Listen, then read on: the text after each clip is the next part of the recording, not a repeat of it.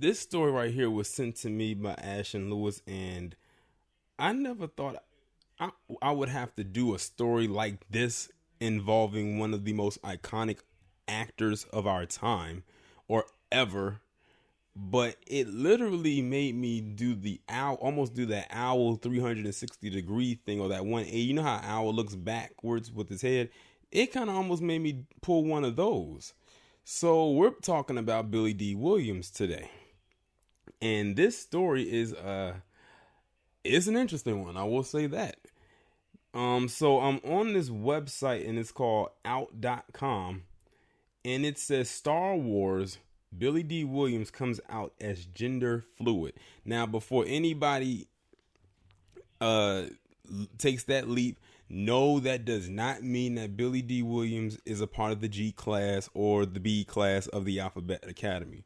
What gender fluid means is they're basically a person who does not identify a particular sex by he. If it's a man, they don't identify them as he, and if it's a woman, they don't identify them as she. They always identify them more so as them or they. They don't give them a title based on their gender, even though gender says that this person, if they are a male, that he is a he, him. If it's a woman, if she is a she or her.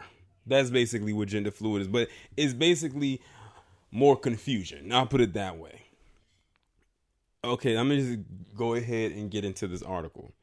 Billy Dee Williams is perhaps best known for his role as Lando Calrissian in the 1980 Star Wars The Empire Strikes Back.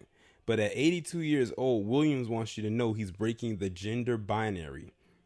The Star Wars actor recently opened up about his gender fluidity and using both he and him and she and her pronouns in an interview with Esquire. I say himself and herself because I also see myself as feminine as well as masculine. This is coming out of the mouth of Billy Dee Williams, one of the most sought after black male actors by women far and wide back in the day. Let me repeat that. He says he sees himself as feminine as well as masculine. Notice that he put femininity before masculinity. He didn't even put masculinity first. He put femininity over his masculinity. I'm telling you, words and context matter. It says, I'm a very soft person. I'm not afraid to show that side of myself. Sorry about that. I had to step away. Okay. He says, I'm a very soft person. I'm not afraid to show that side of myself. This is a very, very strange turn of events, people. He just referred to himself as a very soft person. No wonder he put his quote unquote femininity above his masculinity. He says, I never tried to be anything except myself, Williams said. I think of myself as a relatively colorful actor who doesn't take himself or herself too seriously. So there's that gender fluidity part right there. Notice he didn't identify himself as just him. He said that one that does not take himself or herself too seriously. He had to combine somehow him and her in the same context, so he doesn't just identify himself as he and him. See, that's what I'm talking about with this confusion with the gender fluidity thing right here. It's now gotten and seeped into the brains of one of our legends. He says, when told that Donald Glover, who portrayed Lando in 2018 Solo, a Star Wars movie, that dumpster fire of a film, discussed embracing gender fluidity and sexuality ahead of his debut in Star Wars franchise, Williams lights up. Really? That kid is brilliant. Just look at those videos, he said, referencing Glover's song This Is America. William reprised his role as Lando in the upcoming dumpster fire that's going to be known as The Rise of Skywalker, the final movie of the Skywalker saga. During the interview, the actor also reflected how playing Lando opened doors for him and other actors of color, including The Rock and Jamie Foxx, who both say they are indebted to him for their careers. According to Esquire, Lando marked the inclusion of a complex black character in a genre that still remains notoriously white. Williams cites the most memorable moment of his career as his role in Brian's Song as Gale Sayers, a 1971 Emmy Award-winning film about two football players who were roommates and best friends. It was a love story, really, Williams said of that film. Between two guys without sex, it ended up being kind of a breakthrough in terms of racial division. When asked if this is the end for Lando, Williams said that depends on how much money is generated. It's a conclusion. Certainly, it depends on how much money is generated. That's when they say determine with the conclusion, he said.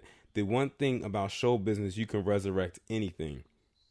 And it's a Star Wars The Rise of Skywalker. It's said to be released on December 20th with unused footage of Carrie Fisher being used to help complete the story. Fisher, who would have played a key role in the film, died in 2016 before filming.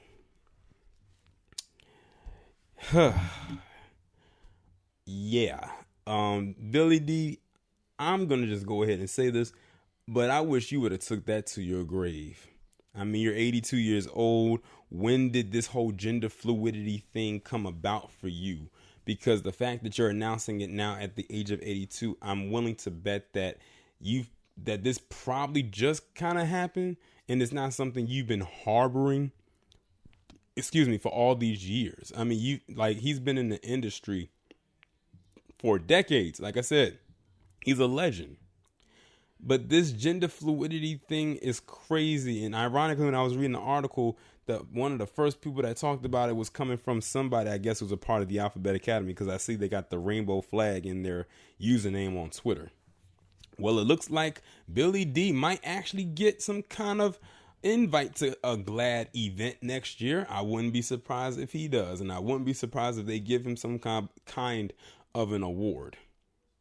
But yeah, they made Lando Calrissian's character, who I've always called the smoothest brother in the galaxy, a pansexual. Y'all remember that with Donald Glover?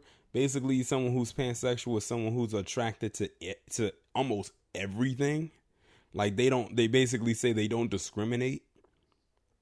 And like I said, gender fluidity is just someone who doesn't identify themselves as they are. So they will never identify themselves. Like for Billy D, he's a man. He would never identify himself as he or him. Notice he said himself or herself in the same context, as if they mesh together, as if they're talking about two different people, but they're talking about one. Like I said, it's just one big ball of confusion right here. And I don't really know how to feel about this, especially since I like Billy Dee Williams as an actor. Like I said, he's an icon. He's done some iconic films.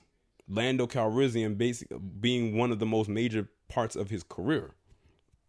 But I can't really get down with this, because this is that same thing that Janelle Monáe be on. That gender fluidity thing.